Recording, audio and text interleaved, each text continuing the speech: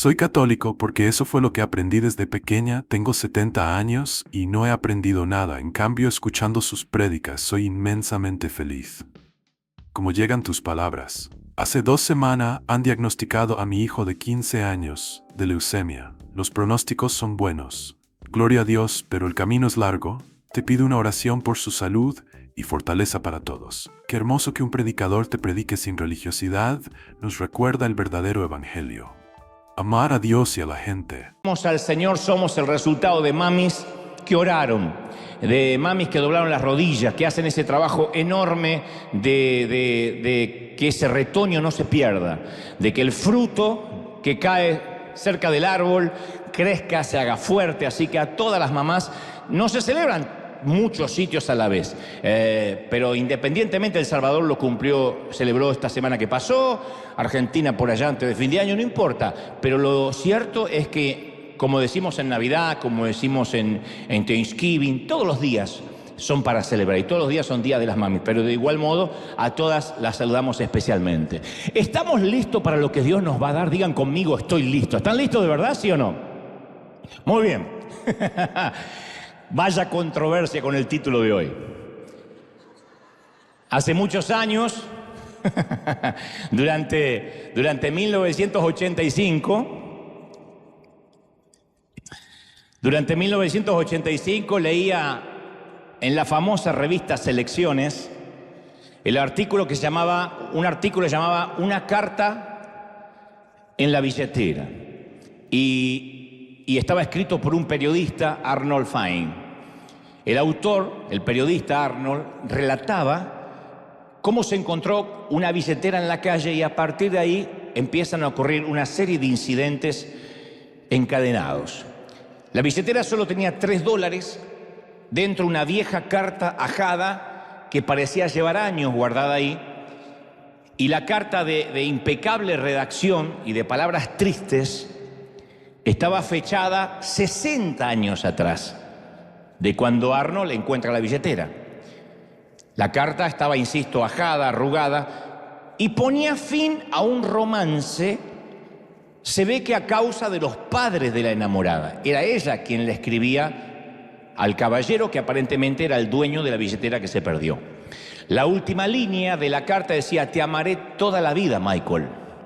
Seguido por la firma: por siempre tuya, Ana o Hannah. Y Fine decide intentar encontrar al dueño de la billetera porque se conmueve con la carta, con la historia. Y a partir de la dirección de Ana, que está allí en la carta, todavía legible en el papel, pudo ubicar un número de teléfono. Sin embargo, cuando llamó se desilusionó porque le dijeron que Ana y su familia ya se habían mudado hacía muchos años. No obstante, la persona en el otro lado de la línea conocía el nombre del hogar de ancianos donde ahora supuestamente vivía Ana. Entonces, tan pronto como pudo, decide visitarla para hablarle. El hombre que encontró la billetera. El director lo recibe en la entrada, el director del hogar de ancianos, y le dice que ella está mirando televisión en el 3er piso.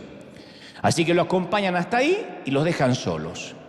Y Fine se presentó y la mujer, muy amable, le agradeció que la fuera a visitar y él le explica que la visita no es casual, que había encontrado una carta perdida en una billetera, o mejor dicho, una carta dentro de una billetera perdida en la calle.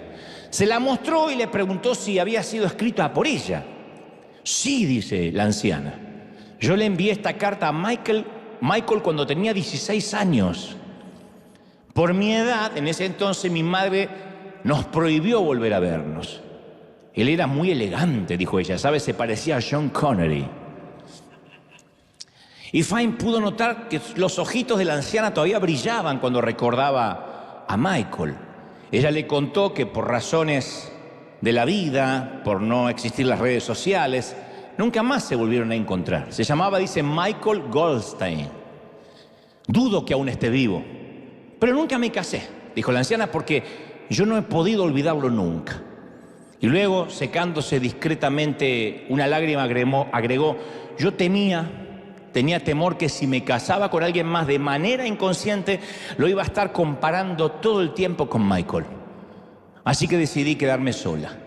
Fine le agradeció el tiempo que le dedicó, la señora se marchó, y mientras que está saliendo del edificio el caballero, un guardia que estaba en la entrada le pregunta cómo le había ido con la visita. Entonces él le refiere la historia y le dice, bueno, por lo menos conseguí que me dijera el apellido del hombre, del enamorado. Se llama Michael, o se llamaba Michael Goldstein.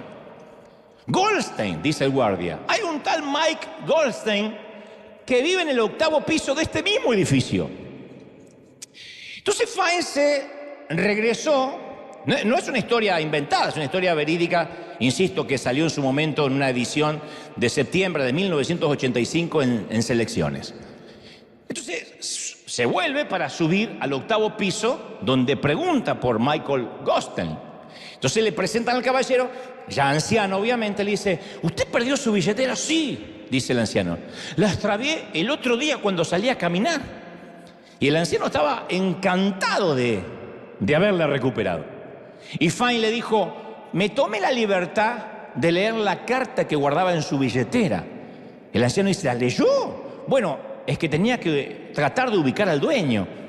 Y esto me llevó a encontrar, creo, dónde está Ana.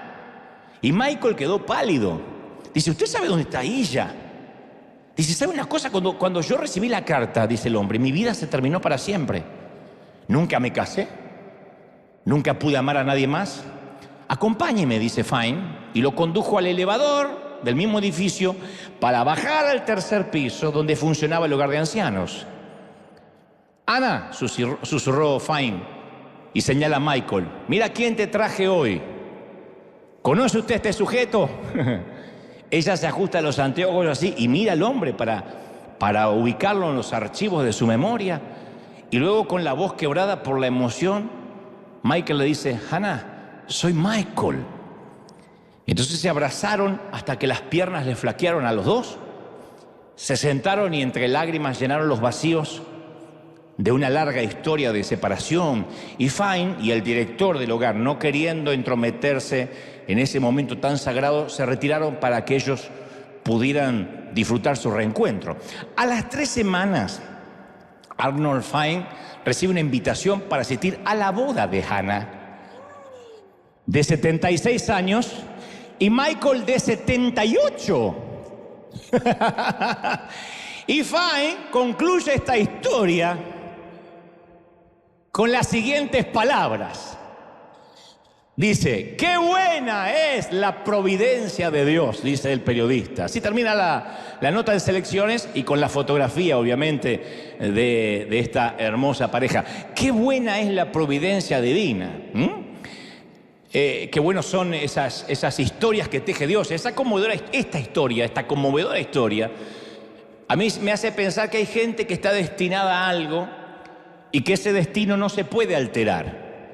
A mí me emociona mucho la manera en que Dios a veces teje sus hilos, pero no podemos ignorar que para que esta historia concluyera de esta forma, con este final feliz, participaron 3 voluntades. Un hombre que amó tanto y no se casó porque no hubiese podido amar a otra mujer de la misma manera. Una mujer que fue fiel a su primer amor, aunque no era más que un adolescente, pero decide obedecer a sus padres. Y eso significa de que no lo vuelve a ver. Y por último, alguien que no tenía por qué involucrarse. El que escribe el artículo, el periodista o el autor que se propone devolver la billetera porque pensó que una carta guardada durante 6 décadas, 60 años, merecía reencontrarse con su dueño. Si las 3 voluntades no hubiesen coincidido, no hubiese ocurrido esto. Y siguiendo esta línea de pensamiento de alguien que no tiene por qué involucrarse, pero genera una historia de amor, me lleva a pensar en el papel de Ruth de las Escrituras. Cuando uno va al libro de Ruth, es una historia de amor perfecto, de amor desinteresado. No hay una historia de amor más auténtica, más diáfana que la de Ruth. Supera cualquier otra, al menos en materia bíblica. No es un cuento épico, es más bien un relato corto. Ustedes lo pueden leer si tienen tiempo. El libro de Ruth es muy legible, muy rápido, porque toda la historia está contenida en apenas 85 versículos. Pero es un cuento perfectos. Digo cuento tomándome una licencia de autor. Es una historia verídica, pero si fuese un cuento, es perfecto. Sin embargo, en 85 versículos atraviesa todo el rango de las emociones, desde el pesar más desgarrador hasta la cúspide de la felicidad. Ni un autor de las novelas de Univisión lo hubiese soñado así. A las 7, 6 centro, la Rosa de Guadalupe. No, esto es mucho mejor. Aparte, es la representación perfecta de la redención. Entonces, cuando uno va a la historia de Ruth, en el primer capítulo se nos presenta la familia de Elimelech, formada por su esposa Noemí, sus dos hijos que se llamaban Malón y Kelión. De pronto, así de un versículo al otro, la Biblia narra que viene una hambruna a Israel, un tiempo de escasez, que fuerza a Elimelech, el padre de familia, y su familia, a irse a los campos de Moab, a irse a otra nación. A veces el hambre nos hace ser inmigrantes, nos lleva a tierras que no quisiéramos ir. En este caso, solo el hambre los podía motivar a moverse de Israel, porque los moabitas, la tierra de Moab donde ellos van, los moabitas eran descendientes de la hija mayor de Lot. Para los que conocen las Escrituras, el sobrino de Abraham, que había tenido una relación incestuosa con su padre.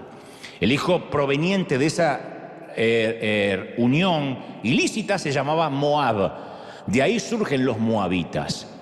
O sea que los ancestros de Israel y los de moabita, los ancestros tenían una relación cercana, pero aún así los moabitas y los israelitas por alguna razón se despreciaban entre sí.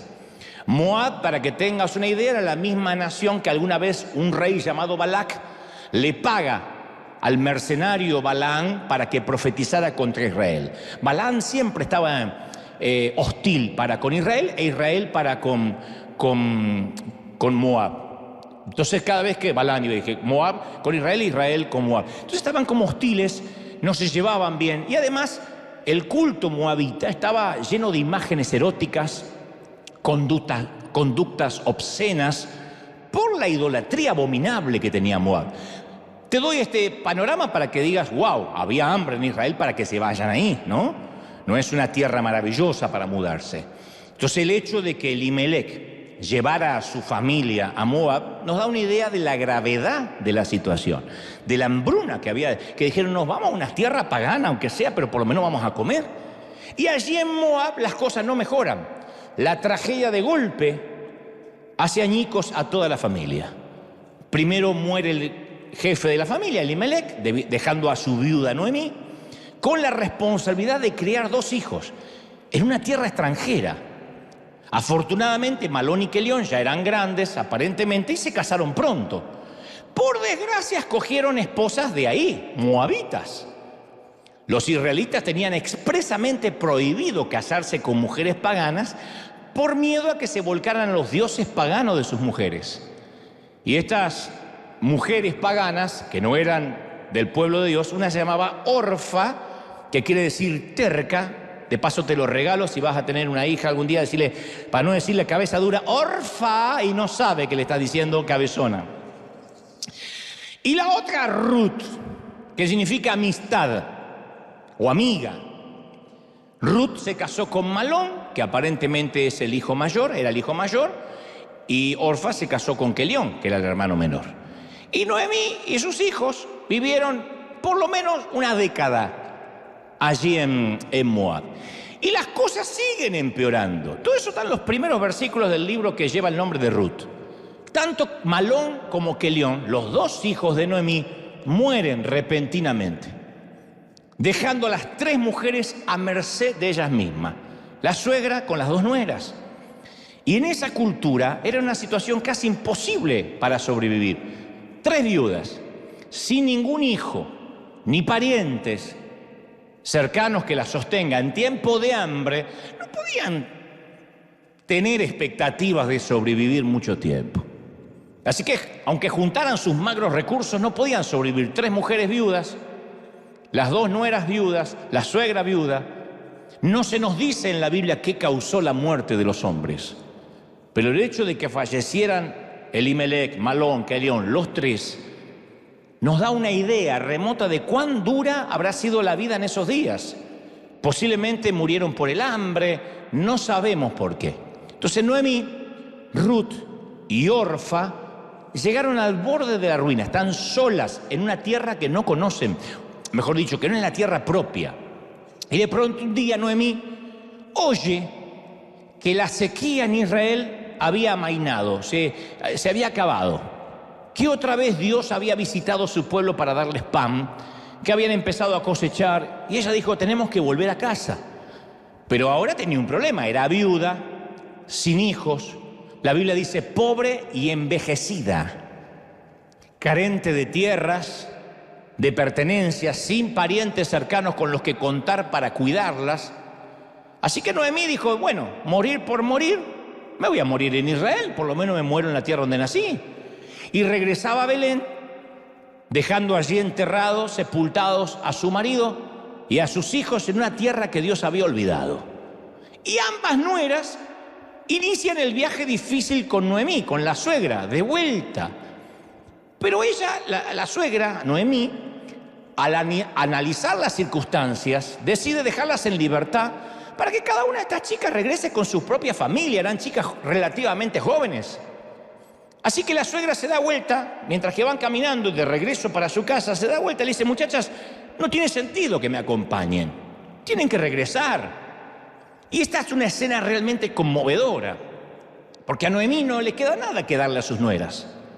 No tiene dinero, está pobre, envejecida, no tiene conexiones, no puede ayudarlas. Lo único que puede regalarles es la bendición de liberarlas de la carga de tener que cuidar a una vieja, de una señora grande. ¿Qué van a andar cuidando una anciana, chicas? ¿Esclavizadas a mí? ¿Para qué? Si yo ya no soy técnicamente la suegra. Sus maridos murieron. Así que eso es lo que les regala, la libertad. Le dice, regresen a la casa de vuestros padres. Yo soy demasiada vieja para volverme a casar. Y aunque me casara esta misma noche y tuviera hijos varones, ¿ustedes van a esperar que los hijos crezcan? ¿Van a esperar que los chiquitos crezcan para que se transformen en sus maridos? Es una locura, van a perder la vida. Entonces, en otras palabras, le dicen, van a tener más oportunidades de conseguir un marido si se quedan aquí en su propia tierra. Y la Biblia dice que ellas, las dos nueras, lloraron, levantaron la voz y empezaron a sollozar y se despiden a la suegra, de su suegra con un beso. Orfa le dice, te quiero mucho, suegra, pero tienes razón. Yo no puedo esperar a que me des otro hijo, tengo que hacer mi vida. Y Ruth se aferra con firmeza a su suegra. Y yo veo en la historia dos nueras en esta misma relación. Las dos lloran, las dos se conmueven. Ruth se queda con su suegra. Orfa regresa a su casa. Nunca más volveremos a saber de Orfa. Si algunos dicen, no, puso un programa de televisión, esa es Oprah, esta es Orfa. Nunca más, nunca más. No, porque uno dice, no, y escribió el libro y tuvo éxito, esa es otra. Orfa, nunca más sabemos de ella. No hay un libro en la Biblia que se llame Orfa, no hay un solo episodio que le dediquen, un solo versículo dedicado a esta mujer moabita y pagana. Pero Ruth se queda con Noemí. Y Noemí intenta persuadirla otra vez a Ruth. Le dice, mira, tu cuñada se vuelve a su pueblo y a sus dioses. No seas sonsa, mami, vuélvete con ellas. Bueno, eso de no seas sonsa tal vez lo agregué, pero no seas mensa. Noemí sentía que no era el mejor panorama que Ruth atara su vida, insisto, a una anciana, a una mujer vieja. 4 veces le dice Noemí, la suegra, a su ex nuera, Ruth, vuélvete, hija, vuélvete, forma una familia, búscate un buen hombre. Y Ruth no acepta. Y de esta muchachita viuda, indigente, pagana, moabita, proviene una de las declaraciones de mayor devoción de toda la literatura bíblica. Yo me atrevería a pensar de toda la literatura universal. Aparece en Ruth 1:16, la declaración de amor más extraordinaria. Le dice Ruth a Noemí, no me pidas que te deje y que regrese a mi pueblo. Se lo está diciendo a su ex suegra. A donde tú vayas, yo iré. Donde quiera que tú vivas, ahí yo voy a vivir. Tu pueblo lo voy a adoptar como mi pueblo. Tu Dios va a ser mi Dios a partir de ahora. Donde tú mueras, yo estoy dispuesta a morir ahí y ahí me van a enterrar. Que el Señor me castigue severamente si permito que algo nos separe, aparte obviamente de la muerte. Una devoción increíble, casi sin precedente. No hay otra declaración así en todas las Escrituras. Hasta los pastores soñamos con ese tipo de lealtad. Que alguien diga, donde tú te mueras yo me voy a morir, tu Dios será mi Dios, a donde tú vayas yo voy a ir. Es una declaración maravillosa. Dos personajes, dos nueras, Orfa y Ruth. Orfa, ¿qué hace? Lo que es prudente. No la podemos demonizar a Orfa. Hace lo que es conveniente, lo esperado, lo racional. Tiene que formar su vida, pobre chica. Por eso la Biblia no la critica en absoluto. No dice, y la torpe de Orfa, la cabezona. No, se volvió. Al cabo es lo que le está pidiendo su ex suegra. Ella hace lo que cualquier persona razonable haría. Hacer su vida. Y toma, señores, una decisión razonable. Vive una vida sensata, sin sobresaltos. No sabemos qué pasó con ella. Habría que tener un spin-off, una suerte de historia lateral a la principal para saber qué pasó con Orfa. Pero sabemos de Ruth, la otra nuera, que hace lo que haría una persona poco racional, que no tiene los patitos en fila. Debe haber gente acá que no tiene los patitos en fila y por eso se sonrieron por lo bajo. Decimos en mi país que le falta un jugador en la cancha, ¿no? Que juega con 10. Algunos juegan con 9 y así les va. Pero decide vivir una vida irracional, Ruth. Y Dios no le pidió que hiciera esto, no le dijo, quédate con tu suegra. Fue ella quien lo eligió. Y a partir de esa elección, quiero que ahora me presten muchísima atención, quizás más que antes. A partir de esa decisión, le van a empezar a suceder cosas sorprendentes, pero ella no lo sabe cuando toma la decisión. Ella apuesta todo lo que tiene exclusivamente por amor. Por eso yo la llamé como subtítulo a la historia, El amor después del amor, que por cierto es una canción de un famoso rockero argentino, Fito Páez. Pero el amor después del amor es que ella no tendría que amar, no tiene la obligación de amar a su ex suegra, porque ella no tiene obligación para con ella, porque el hijo de su suegra se murió. Algunos no soportan a la suegra con el hijo vivo, ¿te imaginas con el hijo muerto? Algunos dicen, la tengo que fumar a mi suegra, no me queda otra, porque si no se me arma con el hijo. El hijo se murió, algunos no la llaman nunca más. De hecho, Noemí es lo que se llama, en el español, una madre política. Un amigo me dijo una vez, fíjate qué mala que será la política, que cuando la unes con la palabra madre se transforma en suegra.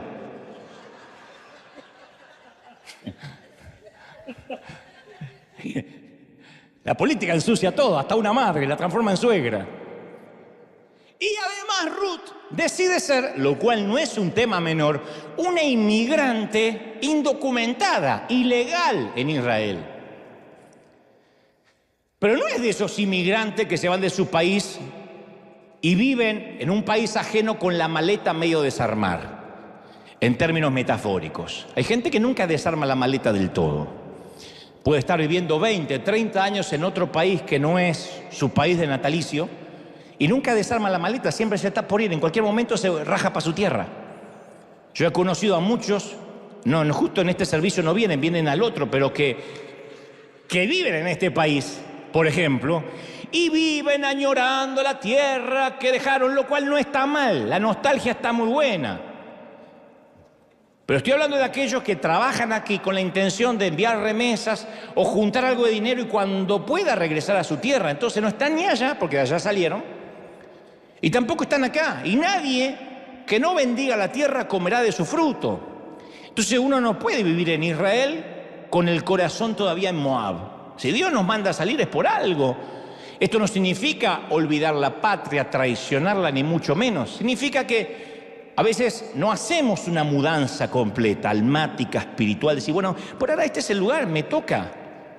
Ella no dijo, mira, Noemí, Ruth, digo, no dijo, mira, Noemí, yo te voy a acompañar, suegra, pero yo te quiero aclarar, yo no puedo renunciar a mi pueblo, en cuanto pueda me vuelvo. Mi pueblo sigue siendo mi pueblo, ¿eh? Mi Dios sigue siendo mi Dios, yo no puedo andar cambiando de dioses. Ella le dijo, no, literalmente tu pueblo será mi pueblo y tu Dios será mi Dios. Esas no son solo palabras, esa es una decisión. Cuando Dios nos lleva de una tierra a otra, nos mueve geográficamente, uno tiene que tomar la decisión de decir, bueno, mi temporada ahora es esta, 100%, no un poco. Este es el lugar. Hay gente que no solo esto es a nivel geográfico, a nivel nación, a nivel iglesias. Hay gente que se cambia de congregación, pero su corazón todavía está en la otra congregación. Porque allá servía, porque allá había más esto, porque había menos de lo otro. Hay gente que no puede quitarse los despojos de la tierra donde ya pasó, de una temporada que terminó. Y Ruth decide vivir como inmigrante toda su vida. En Moab era ciudadana. Ahora es un inmigrante. E ilegal, además. Pero caminan juntas. Ahí van las dos, suegra y nuera, o ex suegra y ex nuera juntas. Es extraordinario, es inaudito en la literatura antigua. En toda la literatura es inaudito. Se enfrentan al mundo, son Telma y Luis, yéndose juntas de Moab a Israel. Los muy espirituales que no saben quién es Telma y Luis pueden buscarla en Apocalipsis.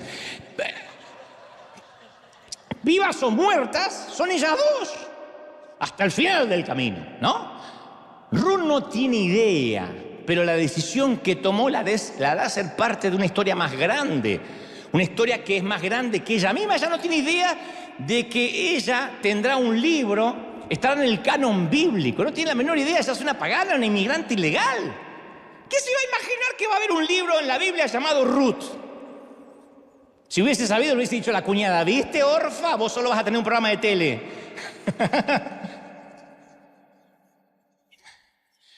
Su nombre va a ser recordado por miles de años. Ahora, insisto, ella no elige irse con Noemí por ninguno de esos motivos. Sus motivaciones es el amor, nada más.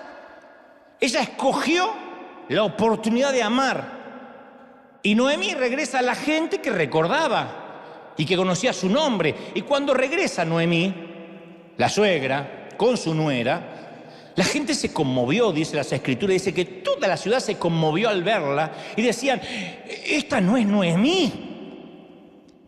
Y ella, la que se había ido al exilio, y ella respondió, no me llamen Noemí, llámenme Mara, porque Mara significa amargura. No era que ahora era una mujer necesariamente triste y amargada.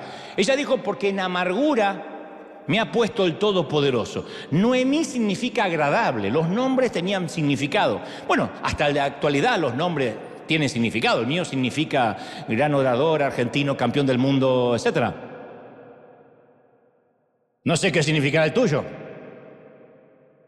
Perdón por tener gran significado, perdón. Agradable se llamaba Noemí, pero ahora dice, no, llámeme amargura. Porque claro, ahora su vida era del color de la tristeza. Y le toca a Noemí, ustedes dicen, ¿de qué va a vivir ahora en la tierra que regresó? De las migajas de las cosechas ajenas. Porque había una ley bíblica, una ley mosaica, una ley que venía de antaño, que establecía, está en Deuteronomios y Jueces la ley, que establecía que incluso los más desposeídos de Israel, de algún modo tenían derecho a ganarse la vida. La ley decía que cuando un campo era cosechado, lo que cayera de las gavillas debería dejarse sin recoger deliberadamente. De hecho, cuando la fruta era tomada de los árboles o las viñas, tenían que dejar una parte sin arrancar, no podían cegar a fondo. Tenían que cegar o cosechar, se presume, dicen algunos, un 80 o 90%. El resto de las cosechas eran destinadas para las viudas y los huérfanos, que podían ingresar a las fincas, a los campos, y recoger lo que había sobrado del día. Tenían otro horario para recogerlo, obviamente. Era una ley para que nadie pasara hambre. Entonces las opciones de Ruth y Noemí eran solamente esas, estaban limitadas a esa, esperar que toda la gente que tenía su campo recoja la cosecha, dejen las migajas, los restos, y ellas entraban cerca del atardecer hasta la noche lo que podían recoger. Los familiares más cercanos de Noemí no tenían la obligación legal de sostenerla, porque no eran parientes directos para sostener a la viuda. Entonces Ruth, que era joven y fuerte, le dice a Noemí, que estaba anciana, que se quede, que ella va a trabajar en los campos de cebada para sostener a la suegra. Dice, yo voy y recojo para las dos para que tengamos para comer, tranquila, yo te voy a sostener. Y aquí hay otro dato interesante. El difunto Elimelech, el esposo de Noemí, tenía un pariente adinerado llamado Boaz. Era un terrateniente con muchas propiedades e influencia. La Biblia dice que era un pariente de su marido, muerto, ¿no? No especifica la relación, capaz que era un primo, no sé. Y resulta que Ruth, la nuera, para que no se pierdan, fue a recoger las migajas de la cosecha para su suegra o su ex suegra a uno de los campos de este terrateniente, de este magnate llamado Boaz. Boaz estaba ahí, me lo imagino gordo, con la panza así para afuera, panza cervecera. Digo, porque tiene mucha plata y toma cerveza. La ve de casualidad y dice, ¿y esta chica quién es? Y le cuentan, dice, bueno, es una moabita y está haciendo esto por su ex suegra. No, y se conmueve el hombre. ¿De verdad? ¿Y qué obligación tiene de hacer esto? Yo por mi suegra no le alcanzo el plato en la mesa, dice él. Y esta viene a cosechar las migajas por la tarde para su ex suegra. Y se conmovió. Parece que la ve de casualidad. La Biblia dice que nada es de casual. Nada es casual. Para los hijos de Dios no existe la suerte. No existe el destino. Por eso nadie aquí juega a juegos de azar.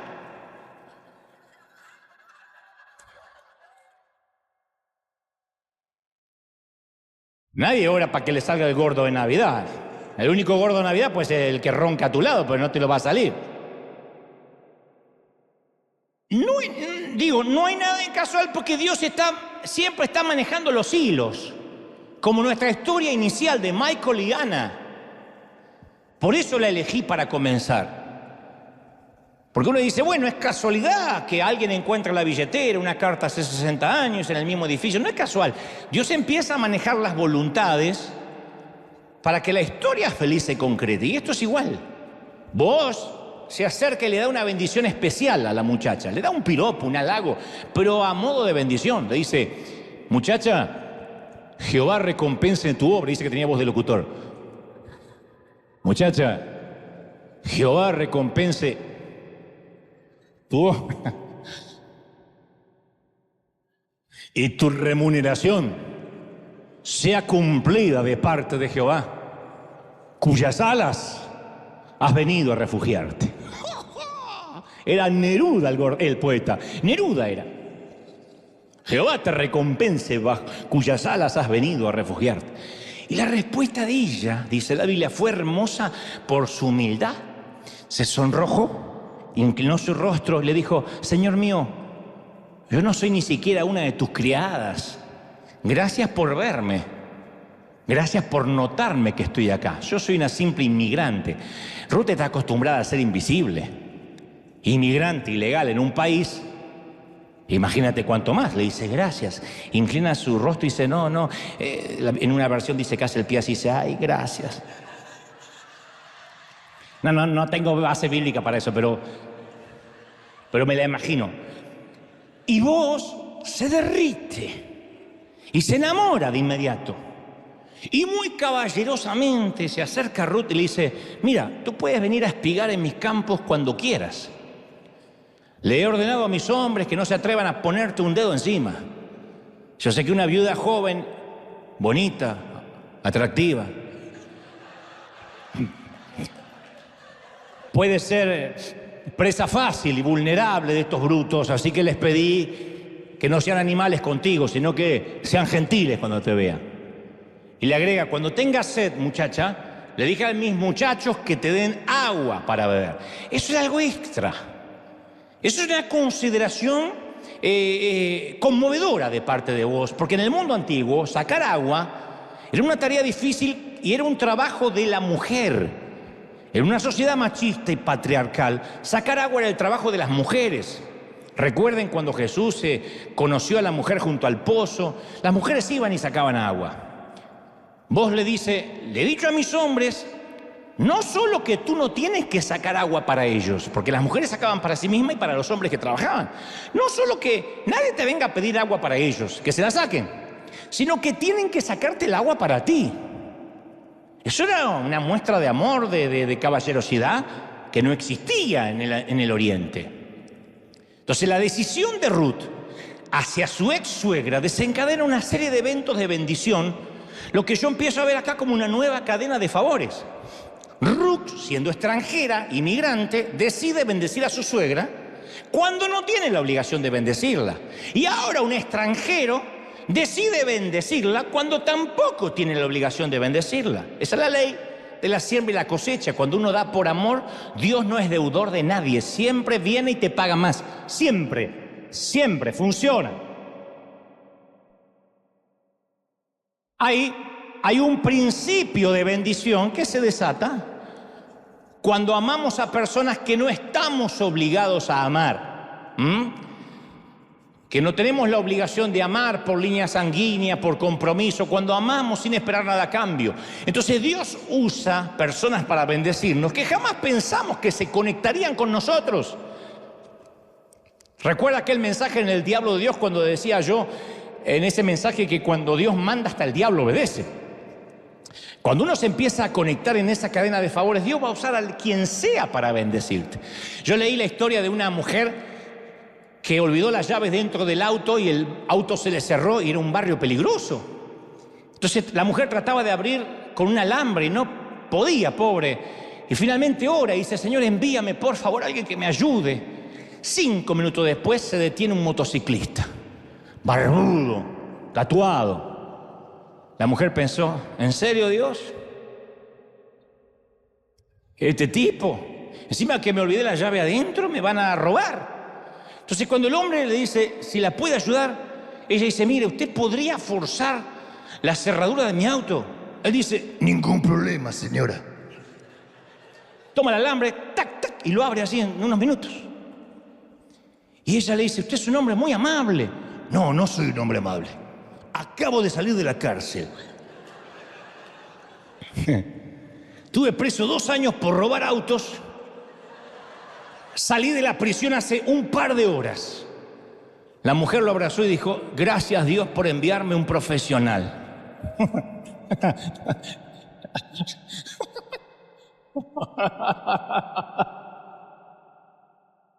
Cuando Dios manda, hasta el diablo obedece, ¿no?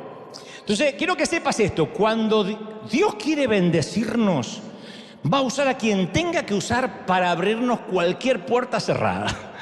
La puerta que se te trabe no tiene que usar un gancho, una percha, no, va a venir alguien profesional. Siempre hay alguien que te abre una puerta. Y por otra parte, otro tema que no es menor, el amar, como hizo Ruth, cuando no tenemos la obligación de hacerlo, desata el principio de Ruth, lo que yo llamo el principio de Ruth. Alguien más te compartirá de su cosecha. En este caso le agregaría y te dará agua. Alguien más compartirá de su cosecha. En un periódico llamado Crónicas de San Francisco apareció un artículo acerca de una conductora de autobús llamada Linda Wilson Allen. Ella ama a las personas desconocidas que se suben a su autobús como pasajeros. Y ella dice la historia que, porque salió en el periódico, que ella conoce a los viajeros frecuentes, a los que viajan siempre, se aprende sus nombres. Por ejemplo, una mujer de 80 años tenía unas pesadas bolsas de supermercado y estaba luchando con las bolsas. Linda, la conductora de un autobús de línea, sale de su asiento, baja del autobús y le ayuda a subir las bolsas de compras de la anciana. Y desde ese día la anciana deja pasar en las paradas de autobuses los demás para poder tomar el autobús de Linda.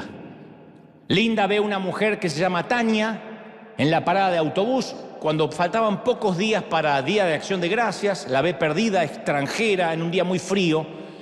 Y entonces le dice a Tania, para el autobús, dice, si estás sola aquí y no conoces a nadie, quiero que vengas a mi casa a pasar Acción de Gracias conmigo y con los niños.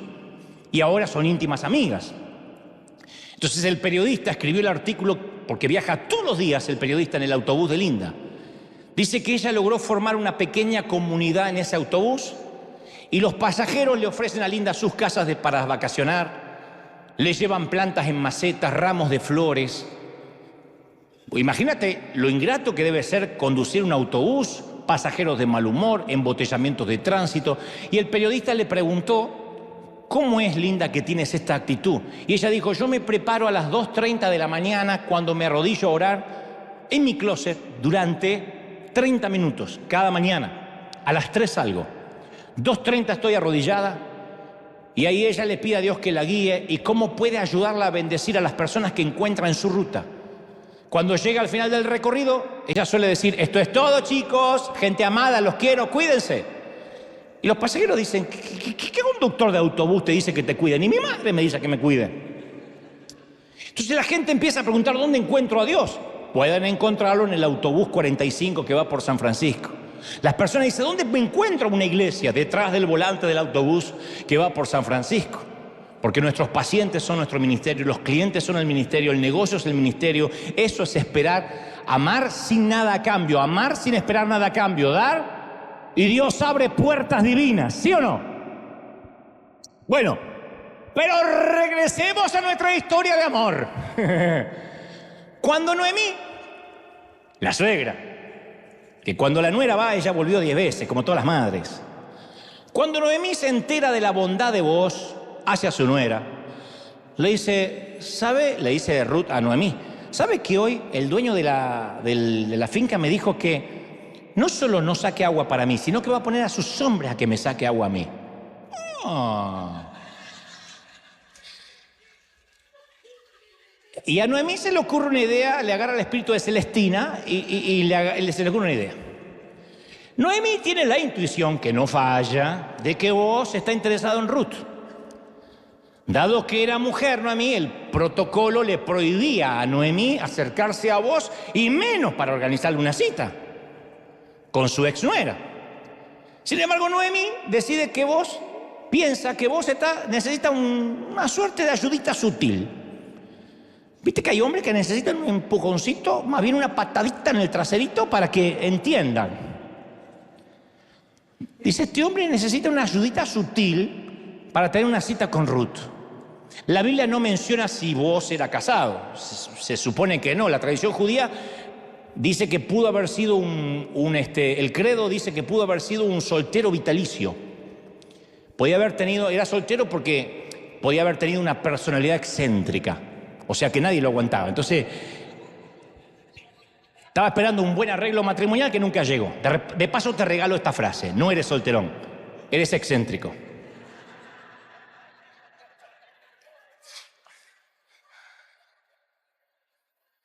Estás solo por el carácter podrido, excéntrico.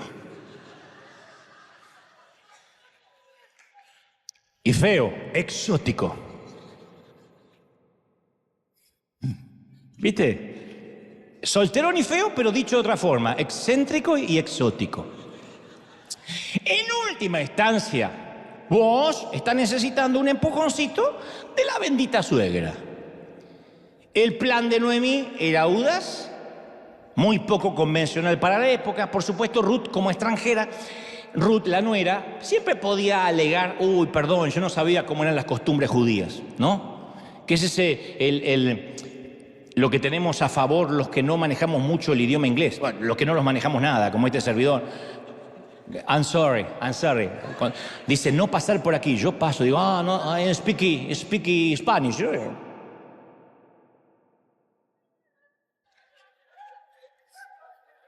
Embarco primero en los aviones. I'm sorry, no entiendo. Por ahí no, señor. Spanish. Siempre uno tiene privilegios que te da la ignorancia. No es una virtud la ignorancia, pero te da algunos privilegios. Ella podía alegar: bueno, yo no sé las costumbres. Pero aún así, si alguien judío habría sabido el plan que está ideando Noemí, los guardianes del decoro y la doctrina la habrían liquidado. Así que ella dice: vamos a hacerlo entre nosotras, le dice a la nuera. Por supuesto, no involucraba ninguna indecencia, el plan. Noemí nunca le hubiera pedido nada a Ruth que comprometiera su virtud o que le hiciera renunciar a su modestia. No le estaba pidiendo nada indecente. Pero lo que le aconsejó a Ruth fue escandalosamente adelantado para la época. Hoy sería algo normal, para la época no. El plan de Noemí, en esencia, es que Ruth le proponga matrimonio a vos.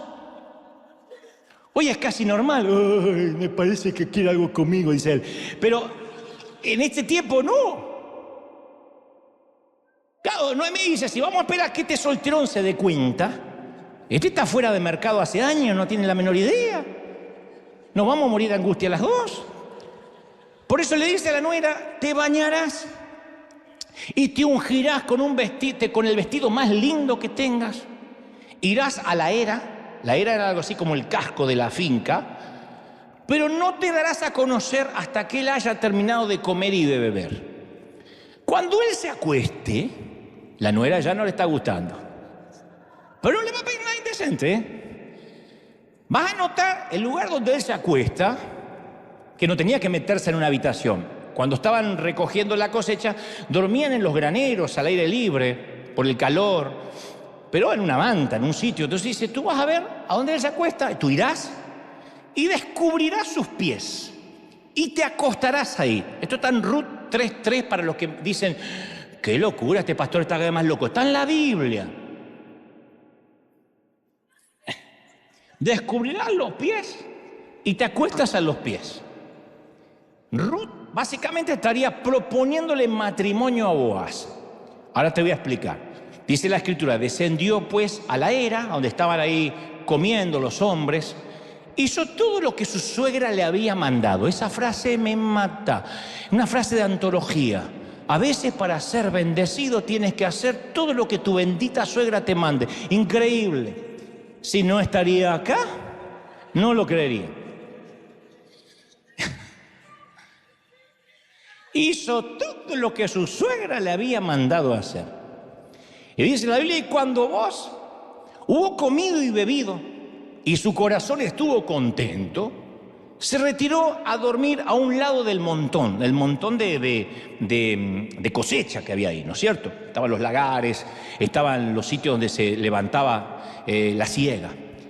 Entonces ella, Ruth, viene calladamente, como dijo su suegra, le descubre sus pies, le deja los pies al aire y se recostó a sus pies. A la medianoche, él se despierta, aquel hombre, y vio que una mujer estaba acostada a sus pies. Y le dice, ¿quién eres? En la oscuridad. Y ella respondió, soy Ruth, tu sierva. Por favor, extiende el borde de tu capa, de tu manta, sobre tu sierva, porque tú eres un pariente cercano de alguna forma de mi ex suegra. Acuérdense que vos, este terrateniente, era un pariente de su ex suegra. Simbólicamente en Israel, si él la cubría con la manta, significaba que podía casarse con ella y cuidarla. Si la sacaba rajando esa noche, se frustraba el plan de Noemí. Y él le dice, bendita seas tú de Jehová, hija mía. Has hecho esta bondad que estás haciendo, postrera, es mejor que la primera. Yo pensé que levantar la cosecha para tu ex suegra, ya eso te hacía una gran mujer. Pero esto, no estás yendo en busca de un joven pobre o rico. Esta última frase, no fuiste en busca de un joven, en otras palabras le dice, tú eres tan joven, tan bonita, que podías elegir a quien quisiera. Y alguien más joven que yo. O sea, este comentario nos da la pauta que vos no eras ni Brad Pitt ni Chayanne.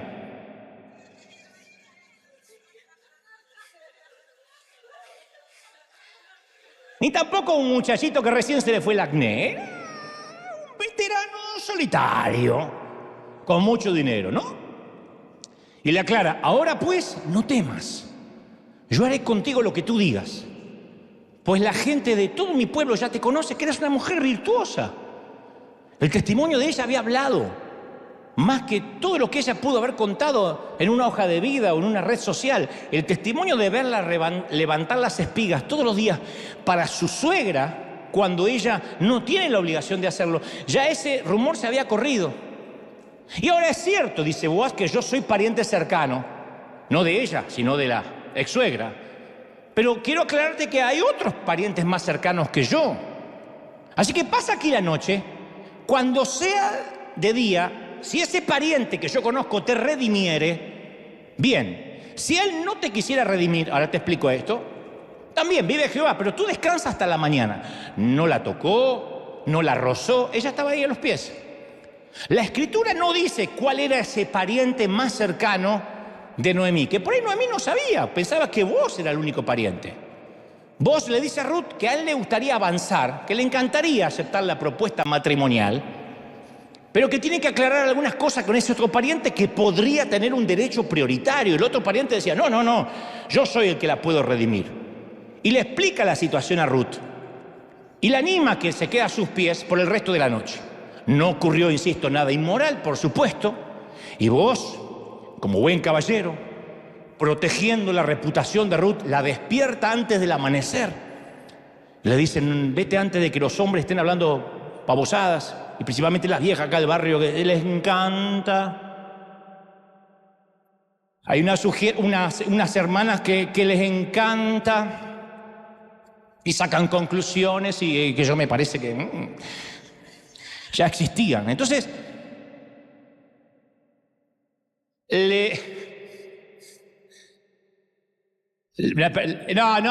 no se enojen. Había algunas del coro también, del coro de Israel.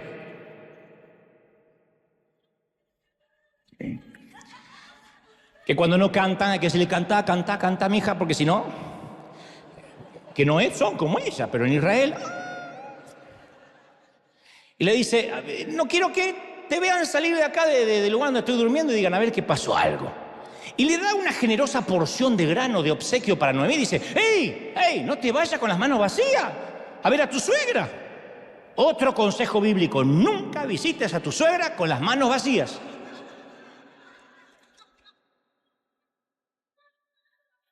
Yo escuché una suegra que invita a su yerno y a su hija a una reunión a su cumpleaños y le dice, ustedes nunca me vienen a visitar, así que les voy a dar mi nueva dirección.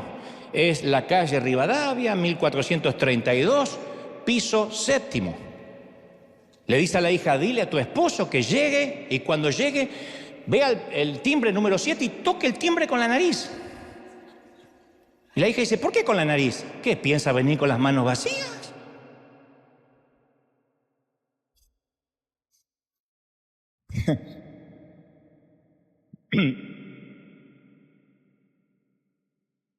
Te regalo la indirecta también, para el yerno. Entonces ella va con los granos para la suegra y cuando va a la casa se produce una escena muy dulce. Dice que cuando Ruth vuelve a ver a su suegra, Noemí le pregunta, ¿qué sucedió, hija mía? Y Ruth, dice la Biblia, le contó a Noemí todo. Esta última palabra, todo, me hace preguntarme cómo siguió la conversación. Porque los hombres podemos ser muy amigos, pero no nos contamos todo. Es raro que los hombres se cuenten, che, ¿cómo te resultó la pomada hemorroidal? Porque a mí... ¿Qué marca de calzón es más cómoda? Porque yo no sé si la que tengo... Los hombres no hablamos de eso. Tu marido puede estar 14 horas hablando con su amigo y le pregunta, ¿de qué hablaron? De nada. Pero le preguntaste sobre su esposa y sus hijos. No hablamos de eso. Aparte creo que se divorció este mes. Y no le preguntaste cómo se siente con el divorcio. Es que no salió el tema. Pero no es el mismo amigo que hace poco le salió un cáncer. Ese. ¿Y cómo lo está procesando el cáncer? No me gusta meterme en sus cosas. De eso tampoco hablamos. La mujer dice, ¿de qué cuerno habló 14 horas? Las mujeres en media hora se saben grupo sanguíneo, materia fecal, calzones, qué sostén usa, todo. Y este es el caso de Noemí, Ruth. Ella le dice, cuéntame todo. ¿Qué ropa te pusiste? ¿Qué ropa tenía él? ¿Y qué le dijiste? ¿Te besó? ¿Besa bien? No me besó. ¿Color de pijama? ¿Huele rico? ¿Ronca cuando duerme? Todo quería saber. Es un hermoso momento, una historia hermosa. El hecho de que Ruth quisiera que su suegra estuviera al tanto de todo es una pequeña señal del amor que Ruth tenía por Noemí. Porque compartir los detalles es abrir el corazón. Ella le contó todo. Y entonces Noemí le dice a Ruth, ten paciencia ahora, hasta saber qué pasa, porque el hombre no va a descansar hasta resolver este asunto hoy. Si quedó enamorado de ti, si quedó prendado, si acepta tu propuesta, hoy lo va a resolver. Tenía razón. Esta es lo que le voy a contar, lo que es la redención en este tiempo. Boaz fue a la puerta de la ciudad inmediatamente a encontrarse con el pariente más cercano de Noemí, que no sabemos quién era. Los dos se sientan en presencia de 10 ancianos y negocian el derecho a ser redentor de Ruth. ¿Cuál era la función de ser redentor de Ruth y de Noemí? Involucraba la recompra de la propiedad de Elimelec. Elimelec era el esposo de Ruth, el difunto, el que murió allá en Moab. Había que recomprar la propiedad. Entonces el pariente cercano, no identificado, quiere comprar la propiedad, pero no le interesa casarse ni con Noemí ni con Ruth. Entonces le dice a vos, no, redime tú, cómpralo tú. Usa mi derecho porque yo no quiero redimir. No sé si no se quería casar, por ahí dijo Noemí es muy vieja y la otra es muy joven, estaba en la mitad, no tengo la menor idea. O capaz que el tipo era casado. ¿Cómo se sellaba un contrato formal públicamente? Según la costumbre, el pariente se quita la sandalia y se la da a vos, que era una forma de decir, ocupa mi lugar. Y vos le dice a los ancianos y a todo el pueblo, vosotros sois testigos de que he adquirido todo lo que era de Elimelec, de Noemí, y todo lo que fue de Kelión, que le corresponde por herencia a Kelión y Malón. Y que también tomo por mujer a Ruth la moabita para restaurar el nombre del difunto sobre su heredad. Más que restaurar, estaba enamoradísimo de la flaca, pero lo quería restaurar igual al difunto. Para que el nombre del muerto no se borre de entre sus hermanos y de la puerta de su lugar. Vosotros sois testigos hoy. Y ese día acepta casarse con Ruth y acepta comprarle todas las tierras que había perdido Elimelec y Noemí. Yo digo, a todo el mundo le encanta una historia de amor, una buena historia de amor como esta, contada en 85 versículos, y la gente de Belén no era la excepción, Entonces, a medida que circulaba la noticia de esta inusual transacción que se realizaba en la puerta de la ciudad, los vecinos empezaron a reunirse, levantaban las manos y bendecían a la extranjera. Hay un montón de palabras de bendición. Te bendecimos, hija. A una moabita. Boaz y Ruth se casaron y el Señor los bendijo con un hijo. Y el nacimiento de ese niño hizo tal conmoción que todas las mujeres de Belén le dieron una bendición a la bendita suegra Noemí. En lugar de bendecir a la mamá flamante, Ruth, fueron a buscar a la señora. Y le dijeron, loado sea Jehová, que hizo que no te faltase pariente, cuyo nombre será celebrado en Israel, el cual será restaurador de tu alma, sustentará tu vejez, pues tu nuera, que te ama y te amó siempre, ha dado a luz, y ella es de más valor para ti que 7 hijos. Eso es impresionante, porque en esa cultura patriarcal, que una hija, que las mujeres eran desechables, y nuera encima, fuera mejor que 7 hijos, era increíble. 7 era el número perfecto. Ella dijo, tener esa nuera es mejor que haber tenido 7 hijos varones. Eso habrá sido un récord mundial. Una mujer que superó tener 7 hijos varones en los tiempos, insisto, patriarcales. Y un último detallito, un remate extraordinario. Un epílogo que sorprende a cada israelita que lee esta historia. Al niño de Ruth y Boaz lo llaman Obed. Y Obed se convierte en el padre de Isaí. Las últimas palabras de esta historia de amor están en Ruth capítulo 4, versículo 22. Las últimas palabras de esta historia dice, e Isaí, como colorín colorado, como fin, dice, e Isaí fue el padre de David. O sea que Ruth engendró a Obed, Obed a Isaí, e Isaí fue el padre de David. Así termina la historia. Mientras van pasando los créditos, dice, e Isaí fue el padre de David. Para los entendidos, Ruth fue la bisabuela del rey David. El rey David, el héroe David, el salmista David. Ahora resulta que Ruth, una gentil, una moabita, una indocumentada, una ilegal, una pagana, terminó siendo la bisabuela de David. Es extraordinario. Resulta que David, el mejor rey de Israel, no era israelita de sangre pura. Por parte de la bisabuela tenía algo de sangre moabita. Así es como Ruth, una mujer moabita, aparentemente destinada a la viudez, a la maldición como posiblemente Orfa, su lealtad y amor la llevaron lejos de su propia gente, fue traída como inmigrante a Israel y llegó a ser madre en la línea real que daría origen al gran e inolvidable rey y salmista de esa nación. Y recuerda que así como termina diciendo, y fue la bisabuela de David, el libro comienza diciendo, en los días que los jueces gobernaban Israel hubo hambruna en la tierra. Así empieza, un drama. Esta historia empezó en días dictatoriales, violentos, llenos de hambre. Nadie lo sabía, pero estos días estaban por terminar. Nadie sabía que un rey estaba por llegar a Israel en tiempos de hambre. Nadie podía haberlo adivinado, pero sucedió que una viuda pagana, moabita, gentil, amó a su suegra como a su propia madre. Hizo algo poco razonable con su vida. Realizó un acto de amor desinteresado. Y eso significó que se desencadenara una serie de eventos, una cadena de favores. Ruth llegó a ser una heroína, no solo en su época, sino que sería recordada por los siglos de los siglos y escribirían sobre ella. Y no solamente en el Antiguo Testamento. Su historia no terminó con el nacimiento de su bisnieto David. ¿Recuerdan a quién llamaban Hijo de David? A Jesucristo. Jesús mismo no es una israelita, no fue una israelita de sangre pura. Jesús tenía algo de moabita, porque la historia de Ruth se convierte en parte de la historia de Jesús. Del linaje de Ruth nacería el Señor Jesucristo, el Redentor del mundo, por una buena decisión de amar a su suegra. ¡Qué historia!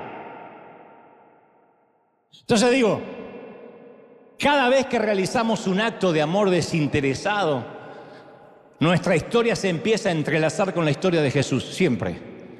Y nos convertimos en parte vital de la obra de Dios en este mundo. La única manera de arreglar una historia rota, una historia quebrada, seas indocumental, ilegal, viuda, huérfano, separada, separado, divorciado, vengas de una vida deshecha, la única forma de arreglar una vida rota es integrarla a una historia más grande.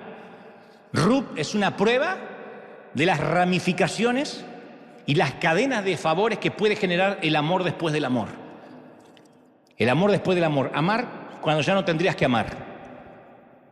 Tener paciencia y quedarte cuando te podrías mandar a mudar. El amor después del amor es ese amor desinteresado. Esa gente que dice, aquí es donde Dios me plantó, aquí me voy a quedar.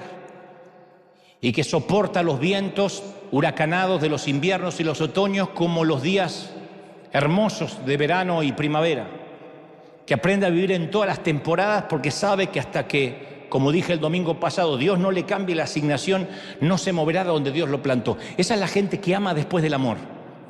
Porque uno puede amar unos meses, unos días, unas semanas, pero la permanencia, el decir esto es lo que Dios quiere de mí, necesita un corazón incondicional. Cuando amar es no esperar nada a cambio. Cuando sembramos a quien no nos puede devolver el favor. Por eso River es quien es. River es la iglesia que es. Cuando hablo de River somos nosotros, ustedes, o los que nos miran a través de los dispositivos. Porque sembramos en católicos, en ateos, en paganos, en mormones, en artistas ricos, pobres, de cualquier religión. Y es por esa misma razón que siempre estamos cosechando, siempre estamos recogiendo, siempre estamos siendo redimidos, porque amamos aun cuando no deberíamos amar y eso trae bendición. Abre las ventanas de los cielos. ¿Tú lo crees? ¿De verdad que lo crees?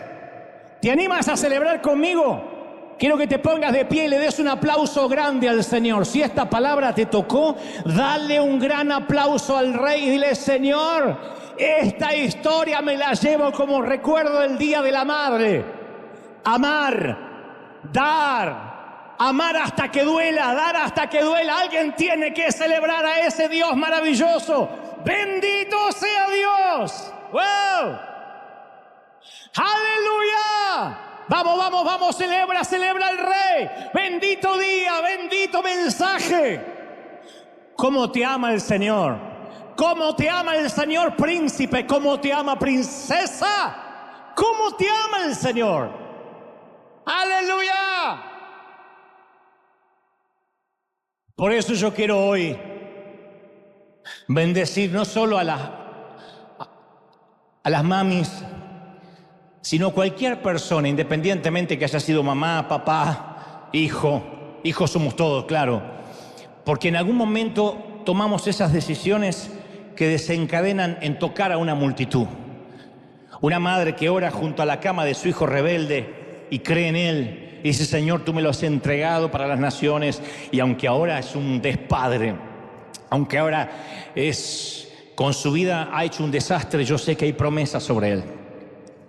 Aquellas abuelas que han orado por sus nietos, que han sostenido ministerios como la abuela de Billy Graham, que él siempre recordaba, si no fuera por mi abuela yo no estaría predicando aquí, porque él siempre lo sostenía, ella siempre sostenía a su nieto en oración. Somos el resultado de gente que encontró una billetera y no descansó hasta dar con sus dueños. Y eso desencadena una historia de amor, y eso desencadena una historia de eventos que terminan siendo una relación de favores, una cadena de favores nuevos. El dar sin saber las implicancias de nuestra siembra, el bendecir. Esa es la decisión que podemos tomar hoy. ¿Queremos cielos abiertos? Todos queremos cielos abiertos.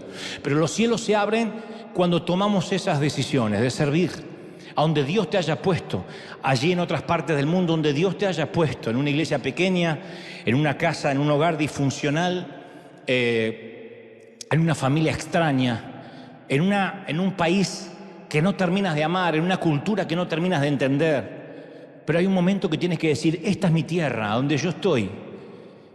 Este es el lugar donde voy a morir a menos que Dios me cambie la asignación. Y cuando tomamos esas decisiones, Dios nos empieza a bendecir, Dios empieza a abrir puertas.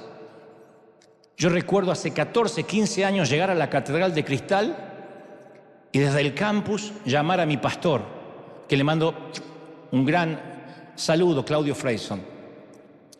Y dije, pastor, ¿me pueden llegar a contratar en la Catedral de Cristal como pastor hispano? Y me dice, ¿y? Bueno, ¿cómo y?